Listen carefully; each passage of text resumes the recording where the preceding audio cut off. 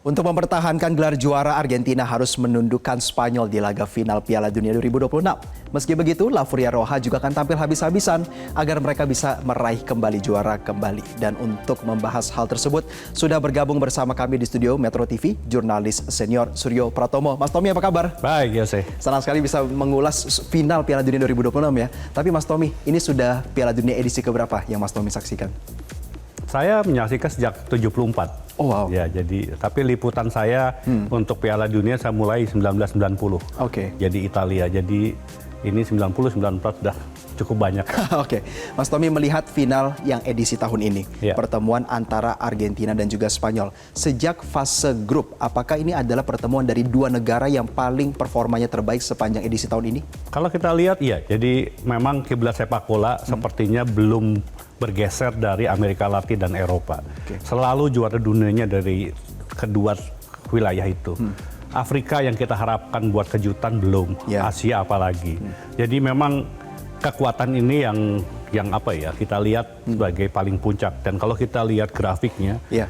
dan terutama Spanyol. Spanyol ini menurut saya perjalanan menuju finalnya luar biasa. Karena mereka bertemu dengan Portugal, bertemu dengan Belgia, bertemu dengan Prancis, dan semua itu tim-tim yang memang tidak mudah untuk dikalahkan.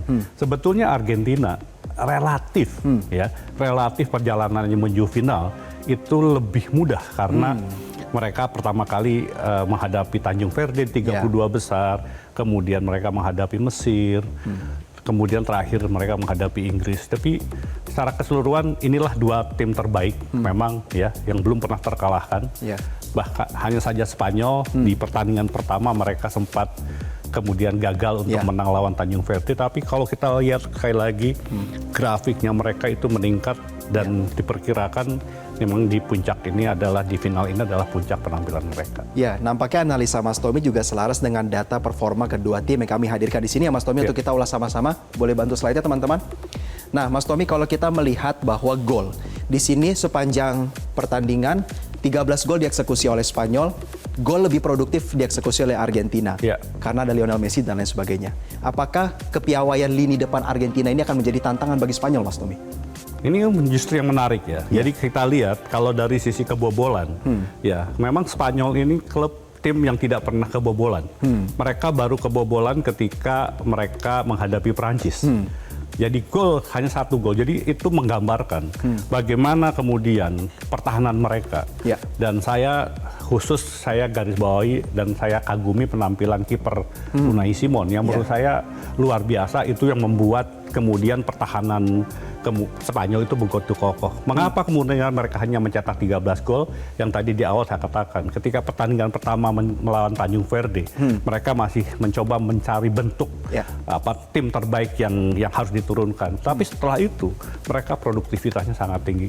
Dan kalau Argentina kita tidak perlu ragukan. Hanya sekali lagi persoalan di Argentina adalah persoalan di barisan belakang. Ya. Jadi kita lihat ketika menghadapi Tanjung Verde, mereka menang dengan susah payah, Betul. 3-2.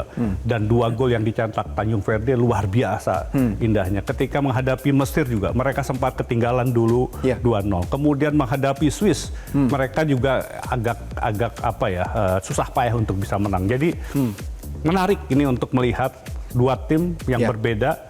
Ya, satu tim yang relatif lebih muda. Tadi Jose sudah menyampaikan bahwa rata-rata usia mereka 26 tahun, sementara rata-rata pemain dari Argentina itu 29 tahun. Nah, maka Mas Tommy lebih lanjut, kita kalau melihat penguasaan bola, sudah pasti ketebak persentasenya akan lebih banyak di Spanyol.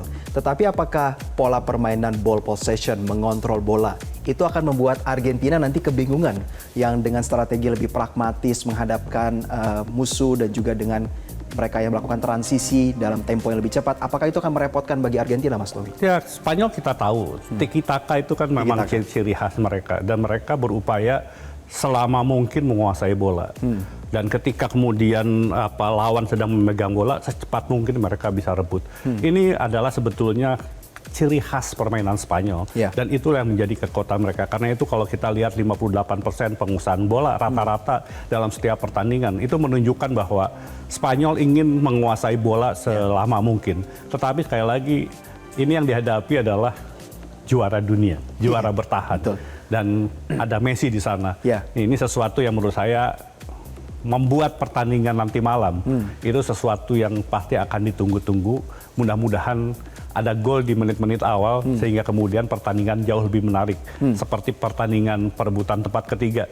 Ada gol di menit kedua membuat ada 10 gol dicetak selama pertandingan. Dan itulah yang sebetulnya diharapkan, gol-gol indah walaupun sekali lagi di pertandingan final biasanya jumlah gol yang dicetak relatif lebih sedikit. Berbeda dengan perebutan tempat ketiga, Prancis dan Inggris betul-betul bermain lepas, tidak terlalu melakukan pressure football, tetapi nanti kita lihat, pemain belakang Argentina, ya kan Christian Romero, kemudian Leandro Martinez, itu kan pemain yang betul-betul menggunakan kekuatan fisik yang sangat keras ya. Mereka itu kadang-kadang sedikit kasar dan itu yang membuat menurut saya Spanyol perlu berhati-hati. Nah, Mas Tommy sudah berbicara soal beberapa pemain, teman-teman kita langsung saja beralih ke slide selanjutnya. Mas Tommy, kita coba untuk melakukan prediksi tentang starting 11 dari para tim, baik itu Argentina maupun Spanyol. Kami rujuk kepada pertandingan sebelumnya, Mas Tommy, dengan asumsi tidak akan terjadi terlalu banyak perubahan. Kita coba untuk melihat lini belakang dulu dari Argentina, Mas Tommy. Apakah sebenarnya komposisi Lamine Yamal, Oyarzabal dan juga Baena akan membuat lini belakang dari Argentina ini teruji? Dan kalau kita melihat sebetulnya sejak pertandingan melawan Mesir, sebetulnya kan Argentina formasi awalnya adalah Lautaro Martinez mendampingi Messi, tetapi kan tidak cukup efektif. Nah, yang menarik adalah Martinez itu menjadi super sub. Kalau ketika dia masuk itu betul-betul mengubah permainan. Dan Scaloni selalu menurunkan pemain, Martinez dimasukkan untuk kemudian keluar menyerang. Tidak ada pilihan lain, karena sudah tertinggal biasanya mereka harus keluar menyerang. Dan Martinez itu dengan 3 pemain penyerang, Messi, Alvarez, dan Martinez, mereka akan lebih kuat.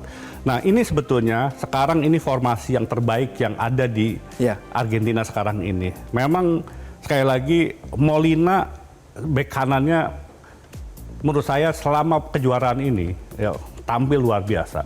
Titik lemahnya ada di Tagliafico. Jadi ini yang akan menjadi pemikiran Scaloni karena apa yang harus dijaga oleh Tagliafico adalah Lamine Yamal. Jadi menurut saya ini sesuatu yang menarik dan saya kira Paredes akan bermain betul-betul sebagai stopper, jadi orang terakhir di depan 2 Romero dan Martinez yang coba mematahkan serangan dari Spanyol. Mas Tommy, banyak yang mengatakan bahwa jantung dari strategi Spanyol itu berada di lini tengahnya. Ada Rodri yang bertahan, Olmo dan juga Ruiz yang mungkin lebih banyak membantu ke depan. Tapi seperti Mas Tommy tadi bilang, lini depan dan lini tengahnya Argentina ini pemain badak semua nih, bermain fisik. Apakah 4 komposisi pemain ini cukup menghancurkan lini tengah supaya Argentina bisa menang, Mas Tommy? Dalam pertandingan tingkat dunia, memang siapa yang menguasai lapangan tengah, dia yang akan sebetulnya mengendalikan permainan. Karena itu mengapa mereka mengorbankan. Sebetulnya Argentina itu punya Rodrigo de Paul. Itu pemain yang menurut saya jauh lebih badak lagi. Dan dia betul-betul mainnya tanpa kompromi. Dan dia betul-betul orang yang memproteksi Messi. Tetapi di usianya sekarang sudah 39 tahun. Jadi tidak ada pilihan lain. Simeone menjadi pilihan. Tapi sekali lagi kalau kita lihat Spanyol, Spanyol kekuatannya ada di Rodri. Rodri itu betul-betul dia jangkar. Dan dia jangkar bukan hanya di Spanyol, di Manchester City juga dia jangkar. Dan cara bermainnya, pengambilan posisinya, kemampuan untuk melihat permainan, Rodri itu luar biasa. Karena itu membuat Fabian Ruiz dan Olmo itu bisa lebih tenang fleksibel, aktif untuk membantu serangan. Dan mengapa kemudian serangan dari Spanyol itu sangat variatif. Dan jangan lupa mereka juga punya super sub. Mikel Moreno itu selalu tampil dan kemudian menjadi penentu kemenangan. Jadi saya kira di 2 tim ini mereka punya komposisi starter 11, tetapi mereka punya super sub yang bisa mengubah permainan. Di Argentina ada Martinez, Lautaro Martinez, di sana ada Mikel Moreno. Jadi ini pertandingan yang menurut saya sangat menarik. Yang lebih menentukan, menurut perkiraan saya, adalah kiper. Saya harus katakan Unai Simon lebih safe dibandingkan Martinez. Dibu ini sebetulnya kiper yang sangat kawakan, kan? Dan menurut saya ini pemain yang punya karakter luar biasa. Main di Aston Villa, kita tahu pilar kekuatan dari Aston Villa itu ada di Emiliano Martinez ini. Kiper ini juga sangat baik, tetapi sekali lagi usianya itu jauh sudah makin menua dan kemudian refleksnya sudah mulai menurun. Itu yang membuat mengapa Argentina kebobolan 8 kali selama 7 pertandingan pertama. Oke, Mas Tommy tadi bicara Unai Simon, kiper sweeper ya. Di hadapannya ada Laporte dan juga Pau Cubarsí yang perform sekali. Tapi kalau kita menapak tilas pertandingan Argentina melawan Prancis, Mas Tommy, Lionel Messi ini masih menjadi variabel X yang mendukung lini serang dengan tidak dikira, menyuplai bola berupa assist dan lain sebagainya. Bagaimana lini defense menghadapi seseorang veteran ini yang sudah lama di Spanyol dan memahami permainan Spanyol, Mas Tommy? Messi memang eksepsional. Memang pemain yang luar biasa. Dan sekali lagi Scaloni memahami betul apa peran Messi bagi Argentina. Dan karena usianya semakin lama semakin menua, 39 tahun main di final dan 8 pertandingan tidak pernah diganti. Ini kan sebetulnya membutuhkan stamina luar biasa. Karena itu Messi diberikan keleluasaan untuk kapan dia bergerak, kapan dia bertahan, dan daerah pergerakan Messi sebetulnya juga tidak terlalu luas. Betul. Tapi sekali lagi 10 pemain yang lain itu bekerja untuk Messi. Dan saya melihat sekali lagi kalau kita ingat final tahun 2022 di Qatar, ya kan, Alvarez ini betul-betul menjadi tandem untuk Messi. Dia yang betul-betul akan berperan untuk mengacak-ngacak pertahanan lawan, sehingga kemudian perhatian pemain lawan bukan ke Messi, dan Messi bisa tampil dengan kecepatannya, sprint pendeknya, dan sekali lagi penguasaan bola, kemudian kemampuan untuk melihat kelemahan lawan ini luar biasa. Dan yang menarik lagi kalau kita lihat 2 pertandingan terakhir Argentina, mereka bermain betul-betul memanfaatkan betul lebar lapangan. Jadi Martinez kadang-kadang di samping, kadang-kadang Messi ada di samping, dan semua bola-bola cross. Jadi gaya permainan Inggris yang sebetulnya dengan bola-bola silang itu yang kemudian banyak diterapkan oleh Argentina dan membuat lawan agak kesulitan. Oke, Mas Tommy, striker Spanyol tidak banyak. Penyumbang gol disebar ke beberapa pemain, tetapi memperkirakan Oyarzabal ini bisa menjadi pilihan utama dari De La Fuente rasanya paling realistis. Pertanyaannya bagaimana nanti Oyarzabal ini akan bisa menembus Romero Martinez dengan tadi kembali lagi Mas Tommy, kita ingat banget waktu pertandingan melawan Inggris, mereka tuh tangguh sekali, fisik dan juga sangat keras ketika menghadapi one-on-one begitu. Apakah Oyarzabal pilihan terbaik, Mas Tommy? Membongkar pertahanan Argentina tidak mudah.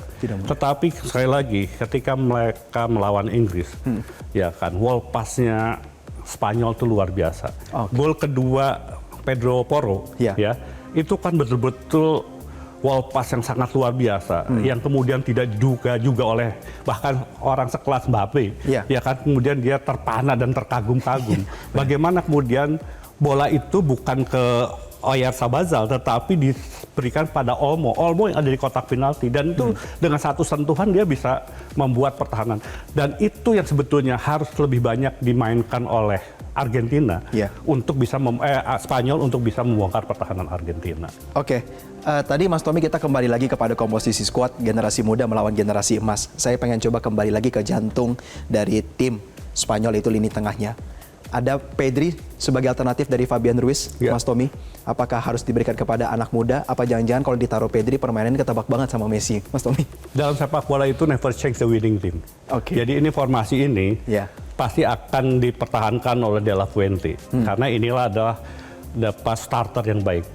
Kesalahan dari Inggris ketika kemudian kalah dari Argentina, mereka mengubah susunan pemain starter 11-nya. Sehingga kemudian sekali lagi pemain baru itu membutuhkan waktu untuk melakukan adaptasi.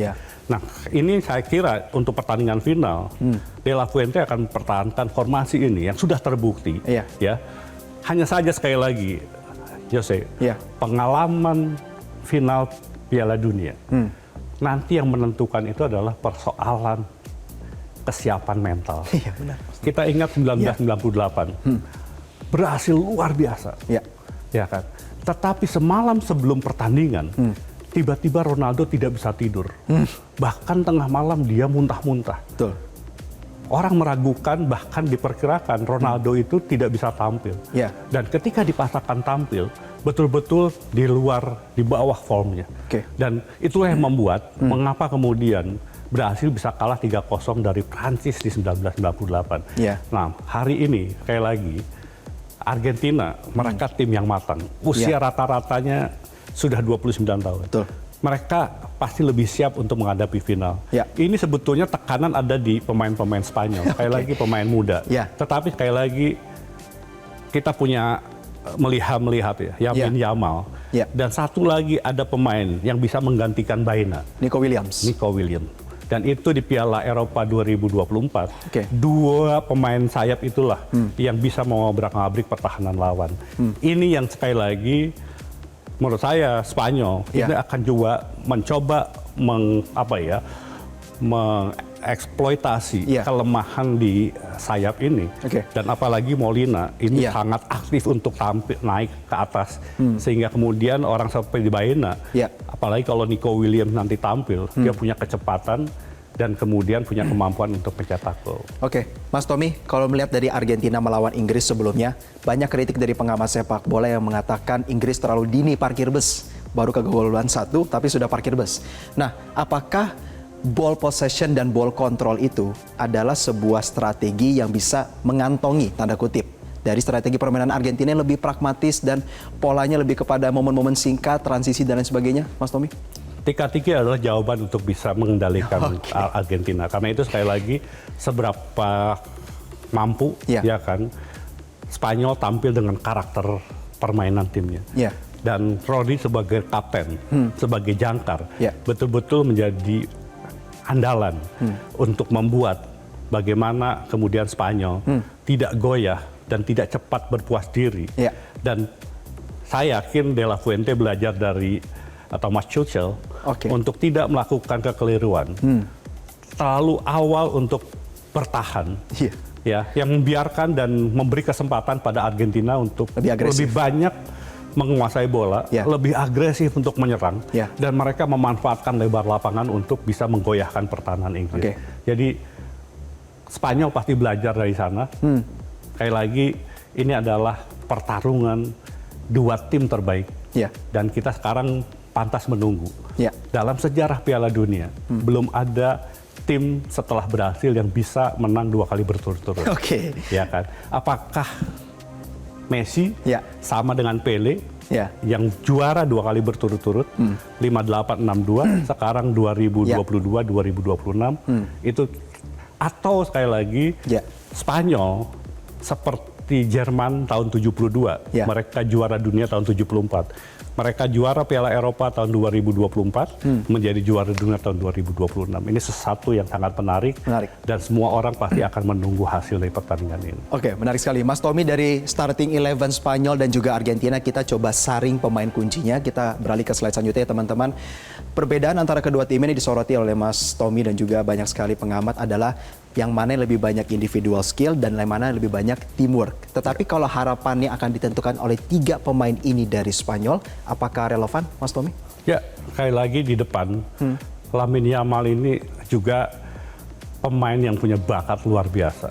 Persis seperti Messi ya. Kekuatannya di kaki kiri, dia punya kecepatan, dia punya kemampuan yang tajam untuk melihat kelemahan lawan, dan dia punya kemampuan untuk membobol gawang lawan.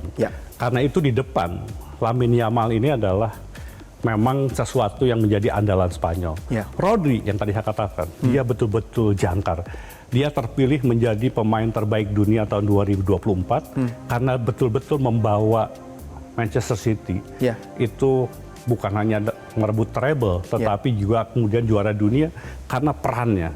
Nah, Pedro Porro ya, ini pemain dari Tottenham Hotspur yang menurut saya bek kanan yang luar biasa. Tetapi sekali lagi dia bermain dengan Laporte yang menurut saya sangat baik, dan pemain muda kan, Kubarsi yang menurut saya juga jadi center back mereka itu luar biasa.